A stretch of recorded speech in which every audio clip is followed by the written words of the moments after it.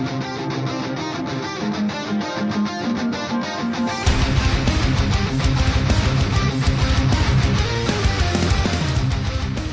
I've just finished recording my weapon overview video, and now I'm going to do a video going over the specifics of the reforging system, or the rolling of stats on the random attributes of weapons. Now all of these will apply in the same way that commander attributes apply, and that the commander with the weapon attached has to be present in combat for these attributes to apply, unless it is specified as collection bonus under the random attribute.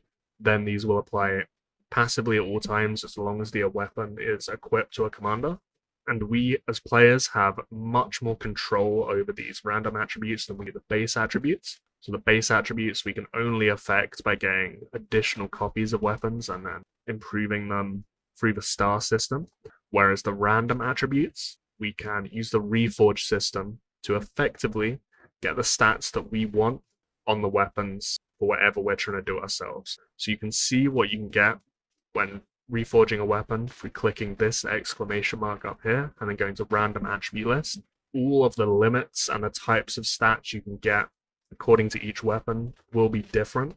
So for example here, you can get base attack on this weapon. For a gold weapon, you can't roll base attack at all. Base attack is only available for ancient weapons. And on a similar note here, with this gold weapon, you can get anti-counter for, here's an infantry weapon, so you reduce cavalry damage onto you.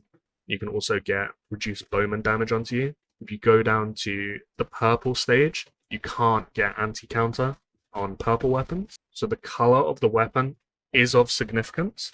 You can also get, at the ancient tier, total attack weapons, which will allow you to reforge into all 4 of the troop types. And this will be significantly harder to roll into what you want due to the diluting of the drop pool, particularly because you can only roll one of the attributes in a certain group. So you can't have infantry, cavalry, spearman, and bowman base attack on one weapon. You can only have one of the 4 at any given time. So I will list or overlay a chart right now of the cost to reroll each tier of each weapon.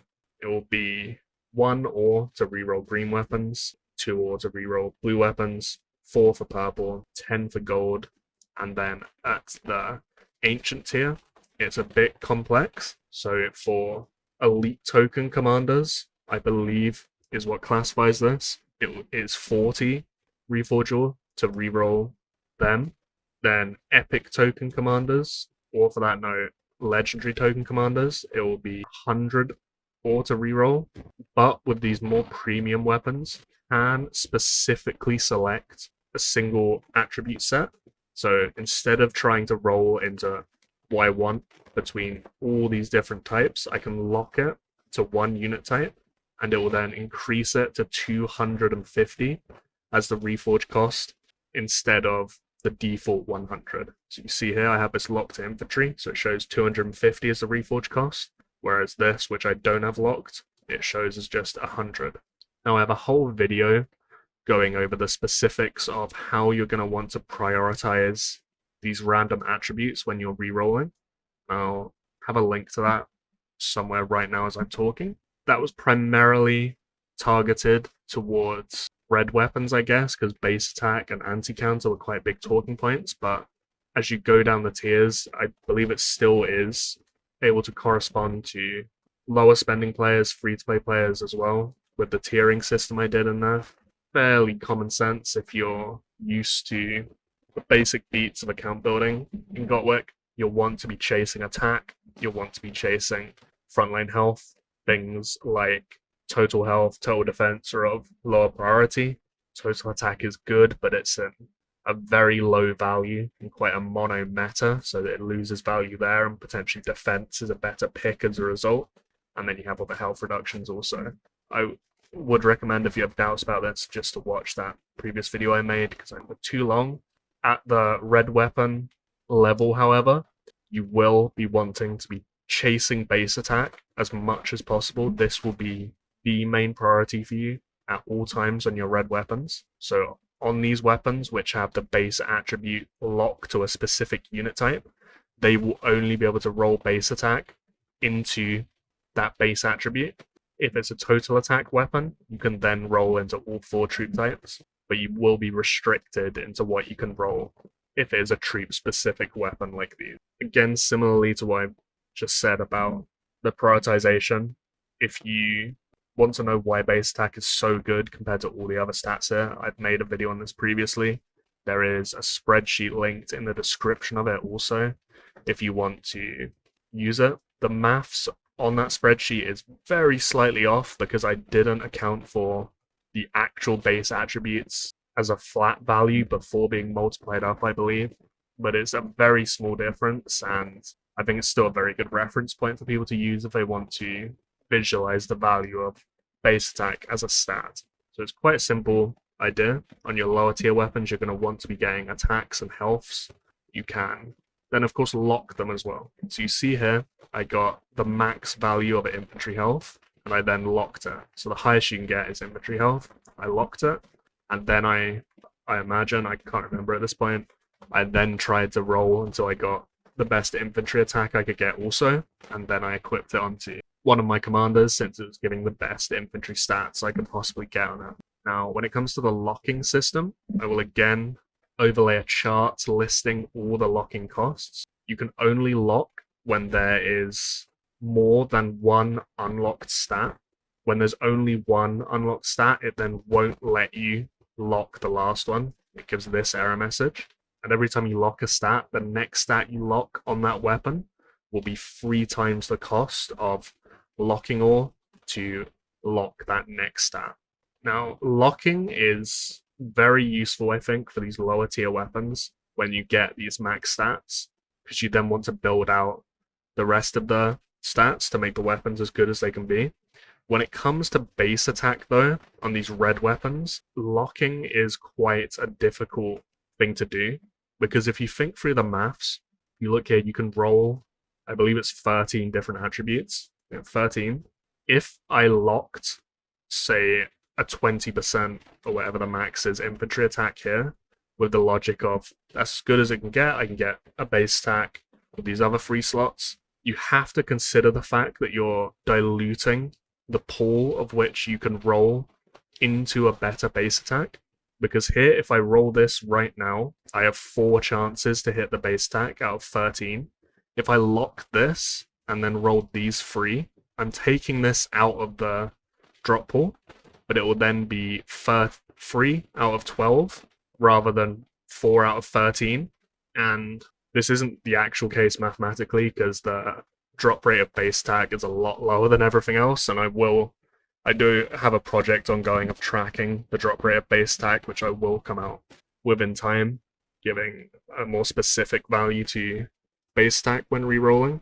But just as a general way of visualizing it, a 3 in 12 chance is a 25% chance, and a 4 in 13 chance is a 30.7% chance. So before you get into the actual drop rates of these, which is a very real addition into this formula, just locking this is theoretically reducing my chance of rolling base attack on the following rolls by 5.7%, which isn't worth it when you consider how big a buff an additional 1 or 2 base attack would be if I kept reforging this. When you do get a good base attack, so something like here, this 7, what I could do is lock this, roll until I got, say, a spear health, a spear attack, then unlock this, and then keep trying to reroll to get that 8, 9, 10 base attack beyond this. So there is wiggle room there. There will be times, of course, you want to lock stuff. I mean, if you hit a 10 base attack, there's no point to not lock that, obviously. And whilst base attack is the best stat, the other stats are obviously of big value also. If you can get good troop attack, good anti-counter on the weapon alongside a good base attack, that will be better than a good base attack with trash stats next to it, of course.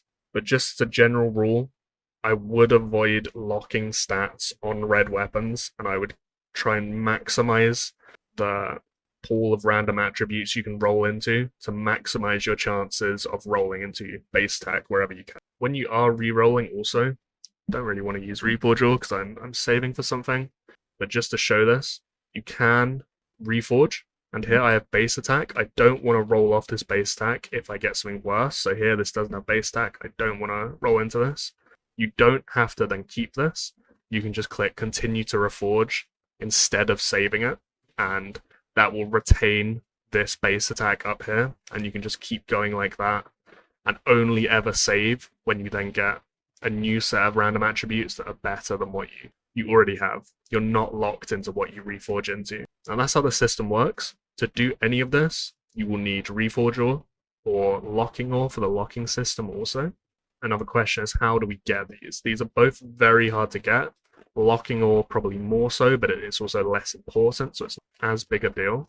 First of all, whilst I'm on this page, you can get some from the weapon shop by dismantling weapons through here, and that will give these fragments, which you can then use to buy up weapons here. This is in such low numbers though, and it's very inefficient compared to newer ways of getting Reforge Ore in my opinion. I would just buy these weapon chests instead, but that is a way of getting them. The primary way of getting these now, free to play, is through the Alliance boss system.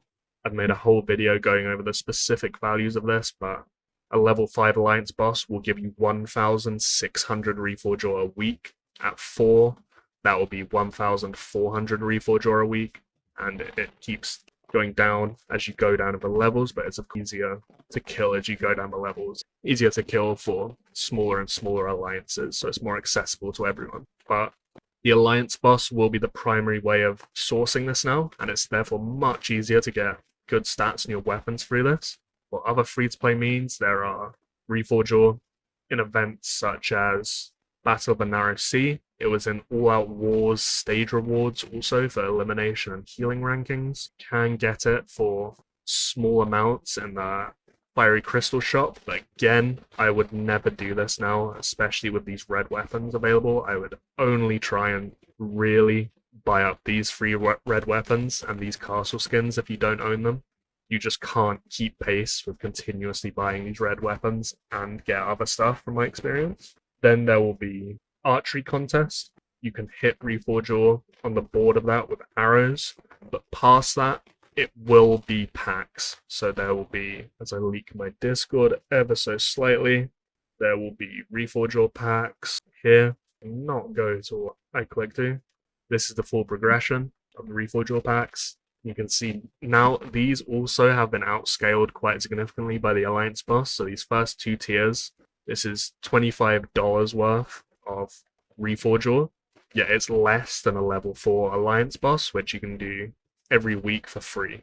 There will also be Reforge Ore attached to weapon packs for premium commanders and mid-tier commanders both, but it will be in much, much lower numbers than you see in the Reforge Ore pack itself. Apparently I really cannot find the mid-tier spender packs at 100, 150, 200, 600. These will add up if you're buying it in bulk, but you want a hard rush Reforge Ore, it will have to be through the Reforge Ore pack itself. For Locking Ore, this is much harder to get. The Locking Ore pack that was listed up here, I believe, was only a seasonal thing over Christmas, this one, and it hasn't been in pack since. You will get low amounts through the weapon and the Reforge Ore packs I've shown, but past this, it was in All Out Wars stage rewards, and is also in the archery contest stage rewards also. But Locking Ore will be much harder to get. As I've said, it's also much less important to get due to it effectively making base attack harder to obtain if you're locking anything but a maxed base attack that you're trying to keep. And all in all, I think that is about it when it comes to overviewing weapons. These are quite newbie guides I've made in a row, but there is of course a place for that in the community. Can't always be making hugely elitist content, and I do get a lot of questions about quite simplistic parts about the game, and hopefully this video and my last one can be used somewhat as frames of reference and explanations to newer players that have questions about this stuff, to help them understand what the weapon system is and maybe how they will want to approach it and why.